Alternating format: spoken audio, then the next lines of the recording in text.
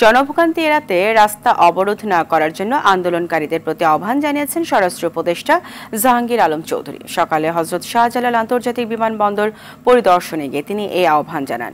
সাবেক রাষ্ট্রপতি আব্দুল হামিদের দেশ ছাড়ার ব্যাপারে স্পেশাল ব্রাঞ্চ থেকে মন্ত্রণালয়ে কোনো চিঠি দেওয়া হয়েছিল কিনা নিশ্চিত নয় বলে জানান স্বরাষ্ট্র উপদেষ্টা। তিনি বলেন, 3 দিনের মধ্যে তদন্ত প্রতিবেদন পাওয়ার পর এই বিষয়ে ব্যবস্থা নেওয়া হবে।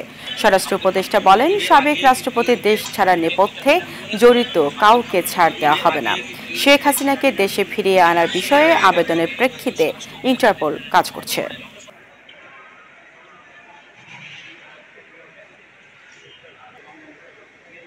এসপি অফিস থেকে যদি স্বরাষ্ট্র মন্ত্রণালয়ে কোনো কাগজ পাঠাইছে আমার জানা নাই। ইনকোয়ারি কমিটিতে মনে হয় 3 দিন কার্য দিবসের ভিতরে তাদের রিপোর্টটা সাবমিট করতে বলা হয়েছে। এর জন্য যারা দোষী তারা কেউ আইনের আওতায় তাদের শাস্তি পেতেই হবে।